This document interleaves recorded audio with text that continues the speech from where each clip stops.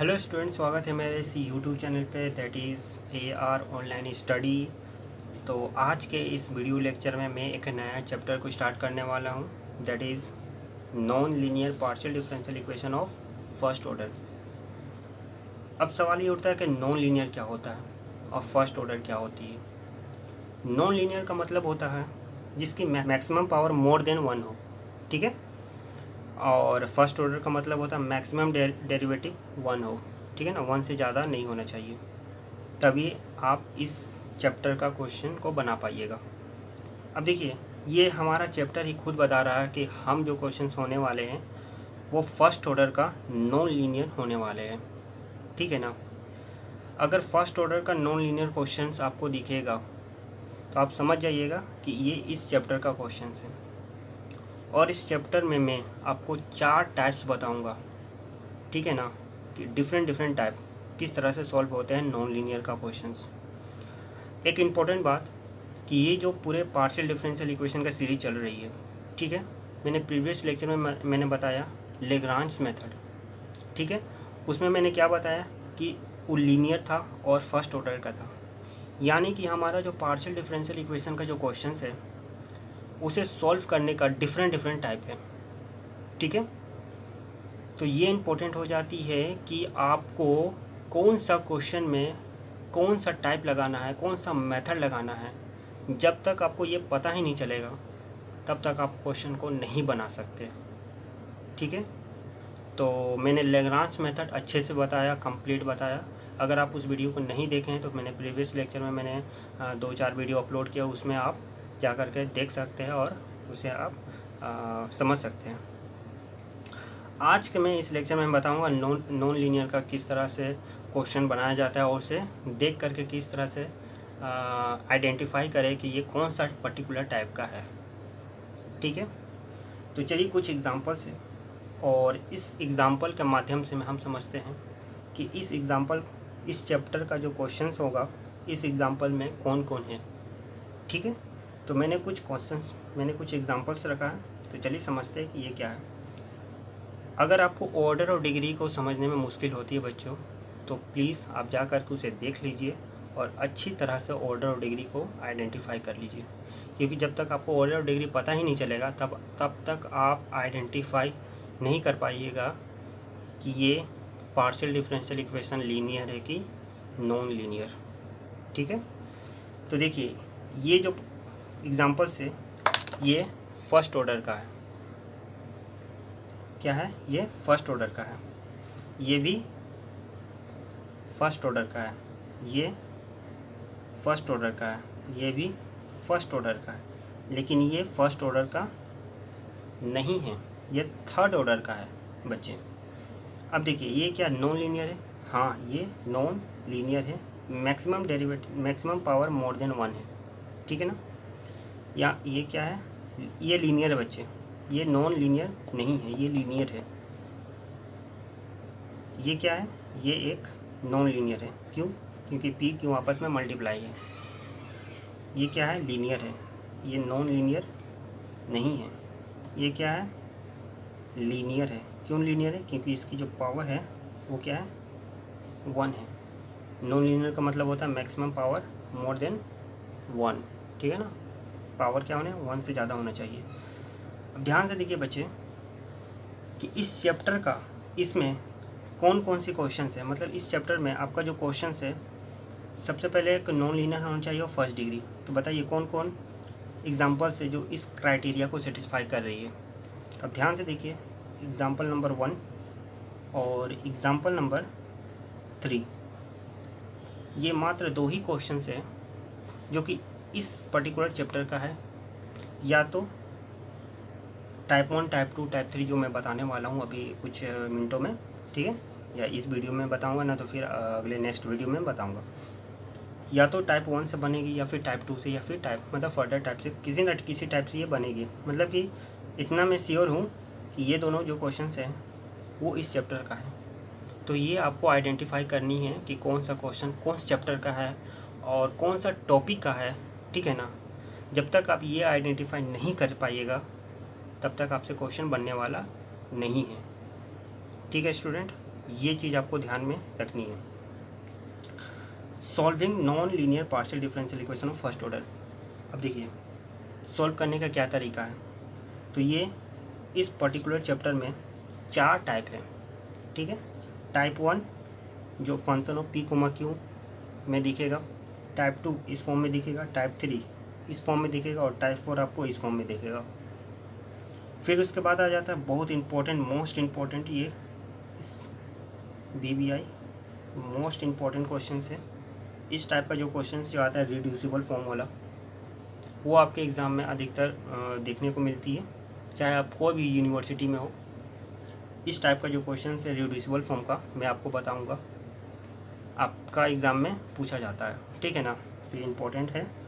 और थर्ड है हमारे पास चारपीट्स मेथड।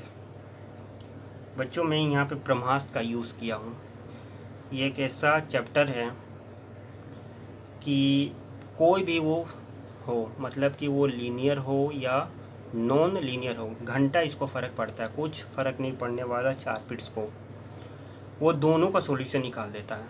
इसमें इतना पावर होता है। बशर्ते शर्त ये होना चाहिए कि जो आपका ऑर्डर होना चाहिए वो फर्स्ट डिग्री का होना चाहिए। अगर फर्स्ट डिग्री का क्वेश्चन कोई भी पार्शियल डिफरेंशियल हो, चाहे वो लीनियर हो चाहे नॉन लीनियर, ये चारपीट्स उसे सॉल्व कर देती है। इस वजह से मैंने इसे ब्रह्मास्त्र का यूज़ किया। और मैंने काफ़ी बच्चों से मैंने इसके बारे में पूछा तो उन्होंने बताया कि ये काफ़ी लेंदी होती है, काफ़ी टफ़ होते हैं। तो ऐसा कुछ डिफ़िकल्ट है नहीं, इजी है। हाँ थोड़ा सी लेंदी है लेकिन बहुत इजी है। मैं इसमें आपको कॉन्सेप्ट बताऊंगा कैसे इस क्वेश्चन को समझ करके आपको किस तरह से अटैम्प्ट करना है, कुछ इसमें ट्रिक्स भी बताऊंगा और कुछ लॉजिक्स भी, ठीक है ना। तो आपको ध्यान से इस पर्टिकुलर वीडियो को आपको ध्यान से देखना होगा, ठीक है। तो हम बाद में बात करेंगे। चलिए कुछ डेफिनेशन देखते हैं। कंप्लीट इंटीग्रल का मतलब क्या होता है, पर्टिकुलर इंटीग्रल का मतलब क्या होता है, non linear partial differential equation क्या होता है। तो कंप्लीट इंटीग्रल का मतलब होता है बच्चे, the complete integral of the partial differential equation f of x y z p comma q equal to 0 is the relation in x y and z in which the number of independent variable is exactly equal to the number of arbitrary constant। मतलब जो आपका partial differential equation given दिया होगा, आप उसमें identify करिएगा कि इसमें इंडिपेंडेंट वेरिएबल कितनी है। अगर इसमें इंडिपेंडेंट वेरिएबल 1 होगा तो आपको जो सॉल्यूशन मिलेगा, रिक्वायर्ड सॉल्यूशन या फिर कंप्लीट इंटीग्रल, उसका सॉल्यूशन में देखिएगा इक्वल होगा इंडिपेंडेंट, कांस्टेंट इक्वल होगा इंडिपेंडेंट का। अगर आपका इंडिपेंडेंट वेरिएबल 2 होगा तो आपको 2 कांस्टेंट देखने को मिलेगा, ठीक है, कुछ ए और बी। आ रही बात समझ में। कंप्लीट इंटीग्रल का मतलब होता है कि आपका जो गिवन क्वेश्चंस होगा उसका जो सॉल्यूशन आएगा exactly equal to the number of arbitrary constant. Number of independent variable is exactly equal to the number of arbitrary constant, is called complete integral. आ रही बात समझ में। अब पर्टिकुलर इंटीग्रल का मतलब क्या होता है, ईजी है, बहुत ईजी है, ध्यान से देखिएगा। ये क्या है आपका कंप्लीट इंटीग्रल। अब कंप्लीट इंटीग्रल में आप ध्यान से देखिएगा कि ए और बी क्या है, एक आर्बिट्री कांस्टेंट है, मतलब कि अननोन वैल्यू है। अगर ए और बी का वैल्यू डिफरेंट पुट करिएगा तो पार्शियल डिफरेंशियल इक्वेशन का जो वैल्यू आएगा वो डिफरेंट आएगा। मतलब ए और बी का वैल्यू डिफरेंट पुट करने पे इस पार्शियल डिफरेंशियल इक्वेशन का रिजल्ट डिफरेंट देखने को मिलेगा। अगर ए और बी का वैल्यू एक यूनिक या एक पर्टिकुलर वैल्यू पुट करते हैं तो इस पार्शियल डिफरेंशियल इक्वेशन का एक पर्टिकुलर वैल्यू आता है। तो हम कहते हैं कि इस पार्शियल डिफरेंशियल इक्वेशन का पर्टिकुलर ए और बी का वैल्यू पे वो क्या कहलाता है, पर्टिकुलर इंटीग्रल कहलाता है। चलिए नहीं समझ में आया, डिफिनेशन पढ़ते हैं। इफ़ अगर f of x y z a comma b equal to 0 be the complete integral, ये क्या है, कंप्लीट इंटीग्रल है किसका, पार्शियल डिफरेंशियल इक्वेशन। इस पार्शियल डिफरेंशियल इक्वेशन का ये क्या है, कंप्लीट इंटीग्रल है। इफ़ अगर we gives particular value to the constant a और बी, अगर पर्टिकुलर वैल्यू ए और बी पुट करेंगे देन एफ स्मॉल एफ, ये क्या है पर्टिकुलर इंटीग्रल है, तब ये रिप्रेजेंट करेगा, शो करेगा, दर्शाएगा the particular integral of the partial differential equation. तब ये क्या करेगा, रिप्रेजेंट करेगा the particular integral of the partial differential equation. बात वही है, ठीक है। आई होप आप लोग समझ चुके होंगे। मैं समझ के चलता हूँ कि आप लोग को समझ में आ चुका होगा कंप्लीट इंटीग्रल और पर्टिकुलर इंटीग्रल क्या होती है। अब नॉन लीनियर का मतलब क्या होता है। नॉन लीनियर एकदम सिंपल है, क्या होती है, वैसे पार्शियल डिफरेंशियल इक्वेशन जो कि लीनियर नहीं है वो क्या कहलाती है, नॉन लीनियर, ठीक है ना। एग्जांपल के तौर पे मैंने लिख लीजिए 1 और 3 क्या है, non linear partial differential equation. तो इतना काफ़ी इनफ है, डिफिनेशन के माध्यम से अगर देखें तो इतना इनफ है। चलिए अब हम क्वेश्चन देखते हैं और उसे सॉल्व करने की कोशिश करते हैं। चलिए टाइप 1 पे आते हैं। टाइप 1 क्या है, type 1 only P and Q are present, X Y Z not allowed, ठीक है ना। आपको टाइप 1 में X Y Z नहीं दिखेगा, आपको सिर्फ दिखेगा P और Q। P और Q के अलावा आपको कुछ नहीं दिखेगा। अगर दिखेगा तो उसे आप एलिमिनेट कर दीजिएगा। किस तरह से करिएगा वो मैं बताऊंगा। अब ध्यान समझिए कि इसका रूल क्या है। The complete integral of the partial differential equation f of P, Q equal to 0 is z equal to ax plus b y plus c. इसका जो सॉल्यूशन होगा बच्चे वो इस फॉर्म में होगा, ठीक है ना। z equal to ax plus b y plus c, ठीक है। वेयर a और b are where a and b are connected by the relation f of a, b equal to 0। अब ये चीज़ है ना P, Q वो कनेक्टेड होता है f ऑफ a, b से। क्यों होता है, क्योंकि इसकी जो ऑर्डर होती है वो 1 होती है, इस वजह से ये क्या होती है, कनेक्टेड होती है। अब क्यों कनेक्टेड होती है, इसका जवाब आपको formation of partial differential equation में मिलेगा, ठीक है। तो चलिए कुछ क्वेश्चंस बनाते हैं और समझते हैं। चलिए स्टूडेंट, आज का जो हमारा फर्स्ट क्वेश्चन है वो ये है P plus Q equal to P into Q। अब इस क्वेश्चन को किस तरह से सॉल्व करेंगे आप ध्यान से देखिएगा। सबसे पहले मैंने क्या किया कि इस राइट हैंड साइड को मैंने लेफ्ट हैंड साइड लेकर आ गया और मैंने लिखा the given partial differential equation is this, और इक्वेशन 1 मैंने मान लिया, ठीक है। उससे पहले आपको क्या करना है कि सबसे पहले आपको ध्यान से देखिए कि ये जो क्वेश्चन है, अब देखिए ये जो क्वेश्चन है वो क्या टाइप 1 का क्वेश्चन है। बोलेंगे हाँ टाइप 1 का क्वेश्चन है क्योंकि यहाँ पे P और Q आपको देखने को मिल रहा है। क्या यह एक non linear partial differential equation first order है। हाँ ये नॉन लीनियर है और फर्स्ट ऑर्डर है और ये टाइप 1 का क्वेश्चन है। इसका मतलब ये आपने अपने दिमाग में सेट कर लेना है कि ये नॉन लीनियर चैप्टर का है और टाइप 1 का है। टाइप 1 क्यों, क्योंकि इसमें P और Q आपको दिख रहा है।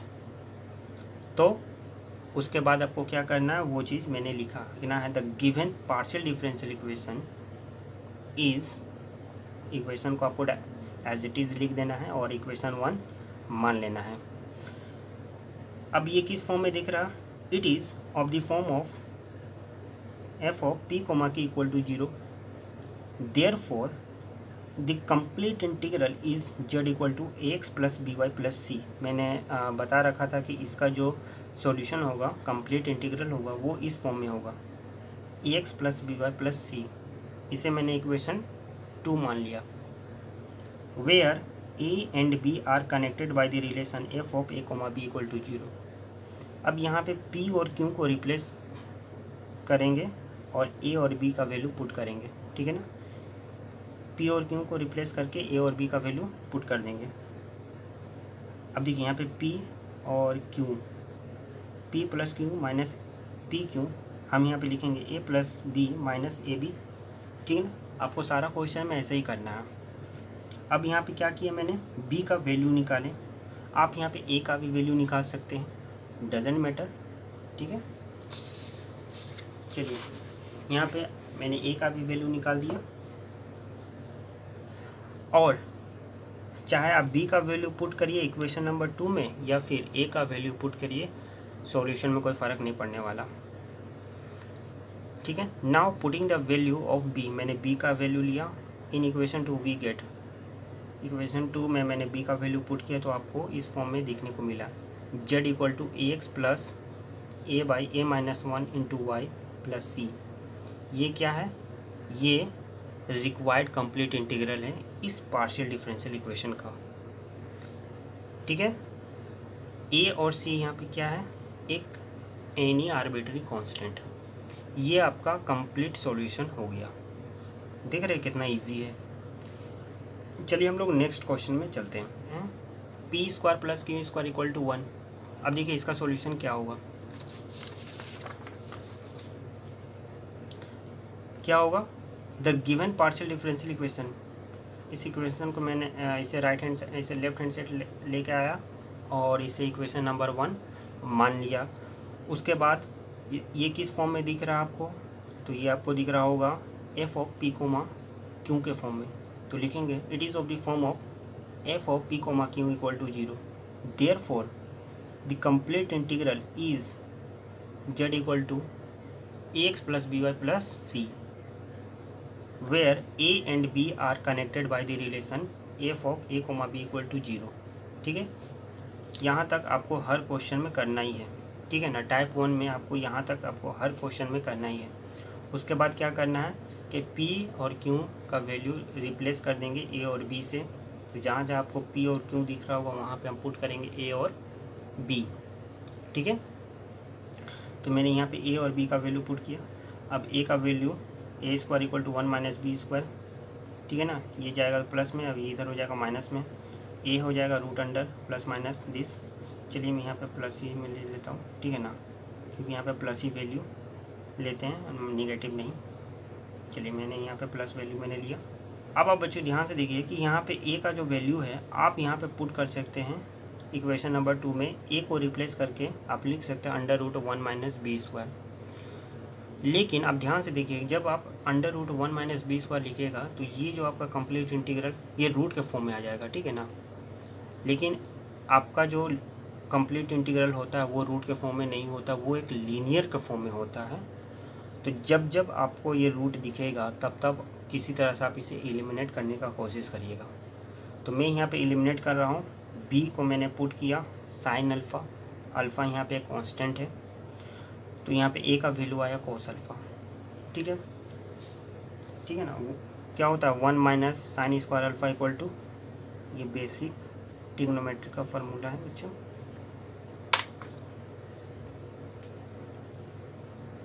Sign square alpha plus cos square alpha equal to 1। ठीक है, ये बेसिक फार्मूला है ट्रिग्नोमेट्री का, क्लास 10 का ही है। चलिए अब ए का वैल्यू क्या है कोस अल्फ़ा, बी का वैल्यू क्या है साइन अल्फ़ा। सिंपल यहाँ पे हम क्या करेंगे, hence z equal to a का वैल्यू पुट करेंगे cos alpha x into cos alpha plus y into b का वैल्यू पुट करेंगे sine alpha x cos alpha plus y sine alpha plus c, be the required complete integral. ठीक है, where alpha and c are any arbitrary constant. बस ये आपका complete solution हो। चलिए मैं एक बार फिर से ब्रीफ आपको कर दे रहा हूँ क्वेश्चंस को। देखिए मैंने क्या किया इस क्वेश्चन में, सबसे पहले मैंने क्या किया, आप ध्यान से देखिए। मैंने स्टार्ट किया इस क्वेश्चंस को non linear partial differential equation of first order. इसमें क्या होगा कि आपका जो नॉन लीनियर होगा वो उसका मैक्सिमम पावर मोर देन 1 होगा, और फर्स्ट ऑर्डर का मतलब होता है डिग्री मैक्सिमम डेरिवेटिव 1। यहाँ पे मैंने कुछ एग्जांपल बताए हैं किस तरह से आइडेंटिफाई करें कि ये नॉन लीनियर हो।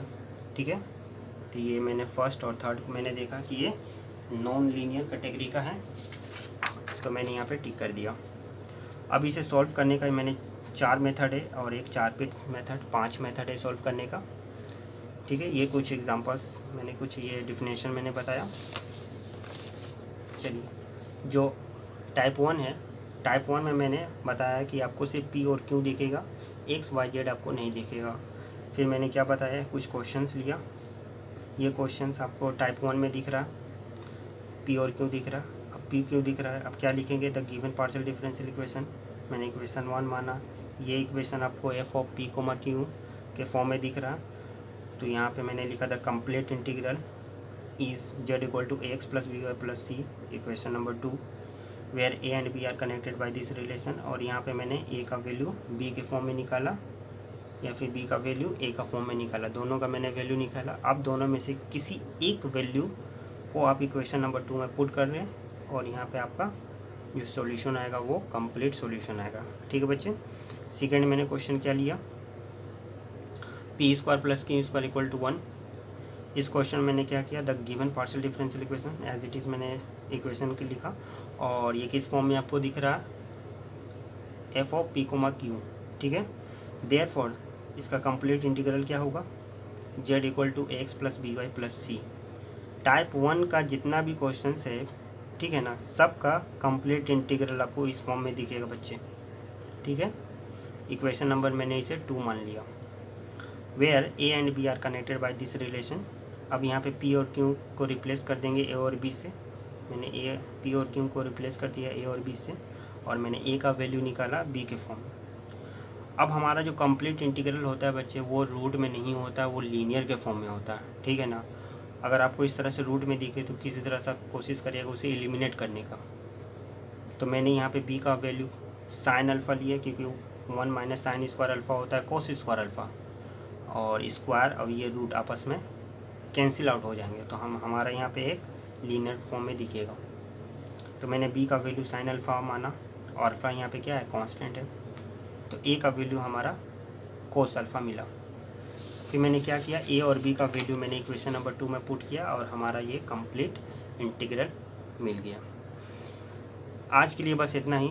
अब हम लोग मिलते हैं नेक्स्ट वीडियो में। नेक्स्ट वीडियो काफ़ी ज़्यादा इंपॉर्टेंट होने वाला है स्टूडेंट, तो प्लीज़ नेक्स्ट वीडियो आपको ज़रूर देखना है क्योंकि उसमें जो क्वेश्चंस होगा वो बहुत ही ज़्यादा इंपॉर्टेंट होगा और कुछ लॉजिस्टिक होने वाला है, तो उसको आपको ध्यान से देखकर। आप चैनल पर नए हैं तो प्लीज़ चैनल को सब्सक्राइब कर लीजिए और लाइक भी कर दीजिए इस वीडियो को और अपना फीडबैक ज़रूर दीजिए। ठीक है ना, कमेंट के माध्यम से, चाहे वो पॉजिटिव हो नेगेटिव कुछ भी हो। अगर आपको ऐसा लगे कि मेरी वीडियो में कुछ ख़राबी है तो आप मुझे बताइए, मैं कोशिश करूँगा उसे ठीक करने का। ठीक है, चलिए, थैंक यू।